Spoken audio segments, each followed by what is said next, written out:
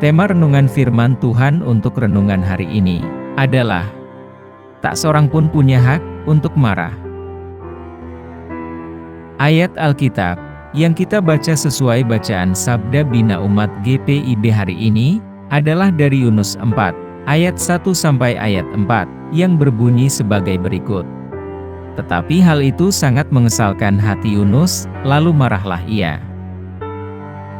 Dan berdoalah ia kepada Tuhan, katanya, "Ya Tuhan, bukankah telah kukatakan itu, ketika aku masih di negeriku? Itulah sebabnya, maka aku dahulu melarikan diri ke Tarsis, sebab aku tahu, bahwa Engkaulah Allah yang pengasih dan penyayang, yang panjang sabar dan berlimpah kasih setia serta yang menyesal karena malapetaka yang hendak didatangkannya. Jadi sekarang, ya Tuhan, cabutlah kiranya nyawaku, karena lebih baik aku mati daripada hidup." Tetapi firman Tuhan, "Layakkah engkau marah?" Demikian pembacaan Alkitab. Haleluya!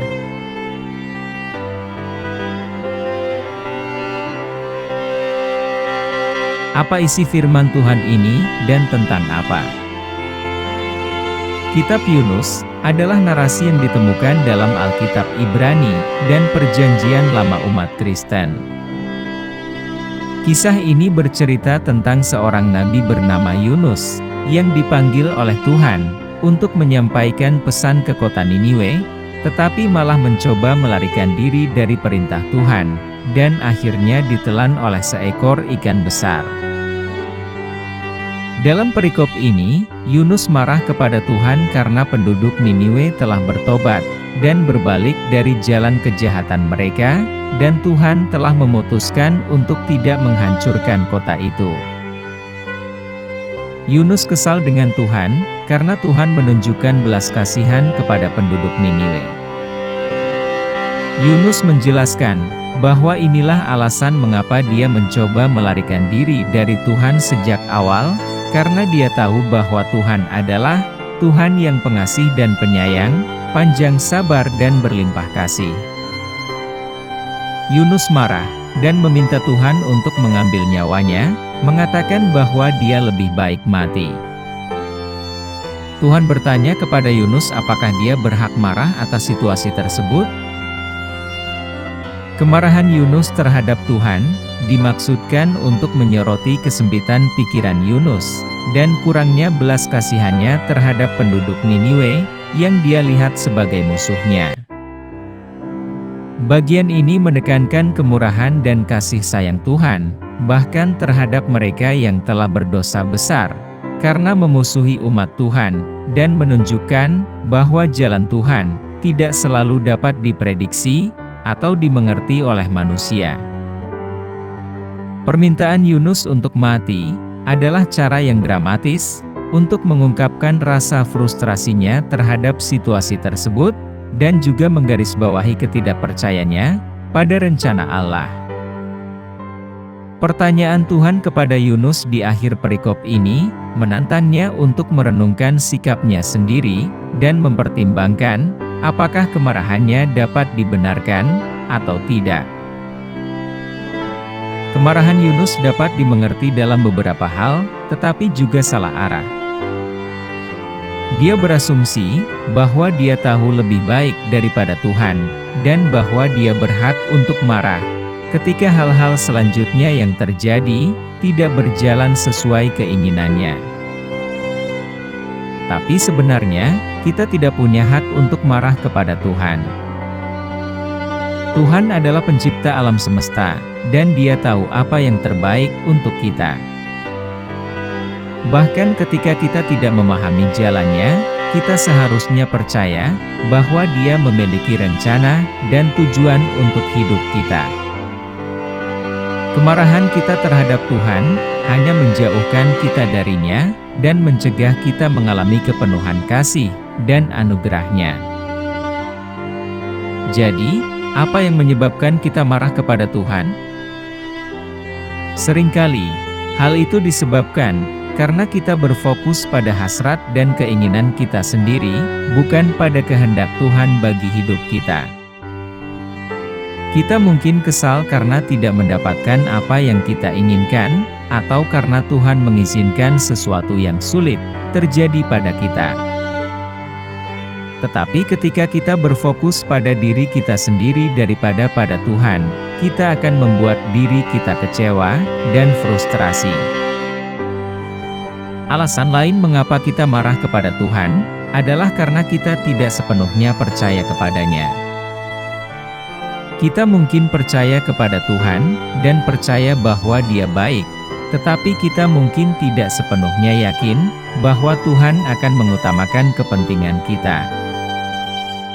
Kita mungkin takut untuk menyerahkan kendali sepenuhnya kepada Tuhan, jadi kita memendam amarah kita, sebagai cara mempertahankan kendali atas hidup kita.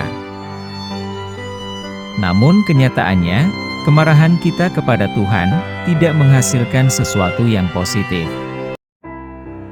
Itu tidak mengubah rencana Tuhan, atau membuatnya kurang mencintai kita. Sebaliknya, itu hanya merugikan kita, dengan mencegah kita mengalami kedamaian, dan sukacita yang datang dari mempercayai kasih, dan kebaikan Allah. Sebenarnya, kemarahan kita adalah cerminan dari perspektif kita yang terbatas.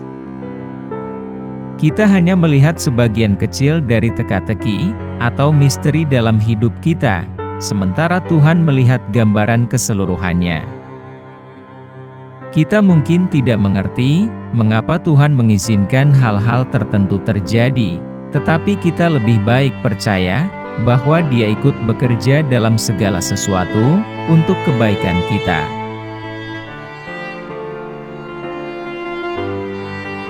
Apa pesan Tuhan untuk kita?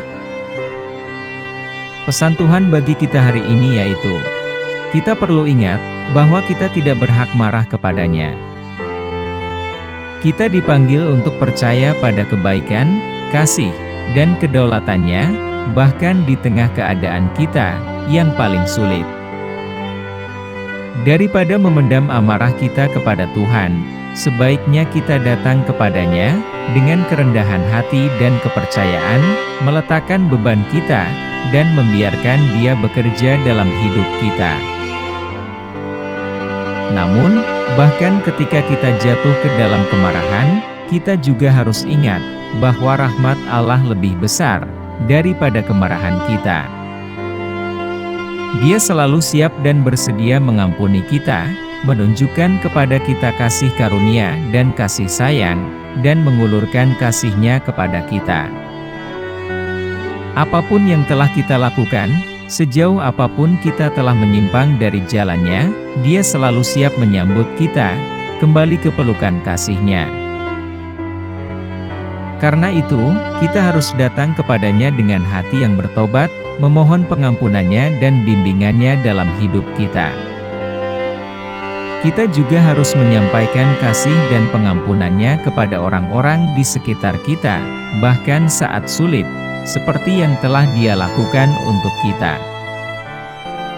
Dengan cara ini, kita dapat mengalami kepenuhan rahmat-Nya, kasih karunia-Nya, dan kasih setia-Nya, dan diubahkan menjadi orang seperti yang Tuhan inginkan.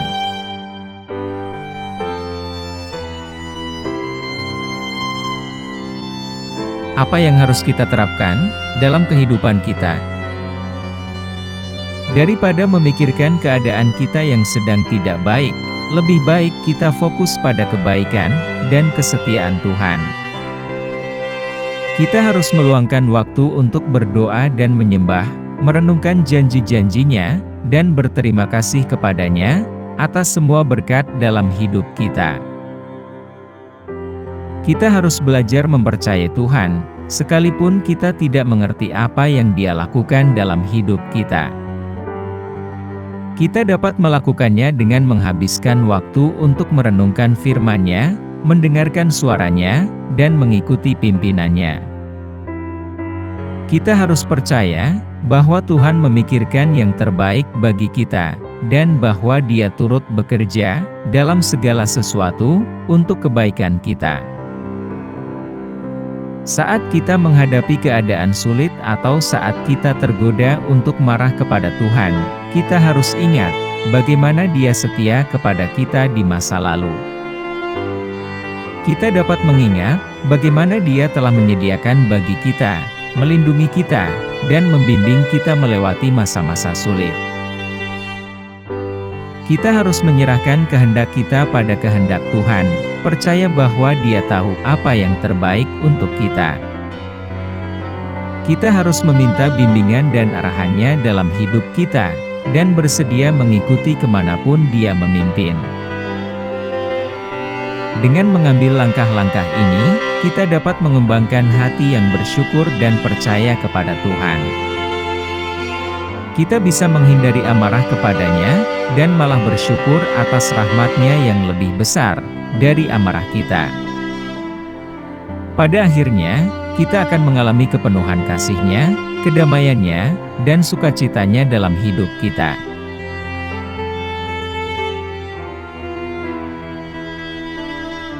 Doa hari ini. Tuhan Yesus, saat kami teringat akan kemarahan Yunus terhadap Tuhan, kami akui bahwa kami juga sering marah kepada Tuhan. Ampuni kami karena kurangnya kepercayaan dan keengganan kami untuk menyerahkan keinginan kami kepada Tuhan. Tuhan, bantu kami untuk mengingat bahwa Tuhan adalah Tuhan yang penuh belas kasihan, dan kasih Tuhan jauh lebih besar dari kemarahan kami. Tuhan itu panjang sabar dan baik hati, lambat marah, dan berlimpah cinta kasih. Tolong bantu kami untuk percaya pada kebaikan dan kesetiaan Tuhan, bahkan ketika kami tidak mengerti apa yang Tuhan lakukan dalam hidup kami. Tuhan, bantu kami untuk menumbuhkan hati yang bersyukur dan percaya pada Tuhan. Bantu kami untuk fokus pada kebaikan Tuhan dan mengingat kesetiaan Tuhan di masa lalu. Kami menyerahkan keinginan kami kepada Tuhan dan meminta bimbingan dan arahan Tuhan dalam hidup kami. Tuhan, kami berterima kasih atas belas kasihan dan kasih setia Tuhan. Terima kasih telah mengirimkan Putra Tuhan, Yesus Kristus, untuk mati bagi dosa-dosa kami, sehingga kami dapat memiliki hidup yang kekal bersama Tuhan. Kami berdoa agar Tuhan terus bekerja di hati kami, dan mengubah kami menjadi orang seperti yang Tuhan inginkan. Kami pohonkan doa ini dalam nama Yesus Kristus, Tuhan dan Juru Selamat kami. Amin. Kiranya Tuhan menguatkan kita, dan kasih karunia Tuhan Yesus menyertai kita.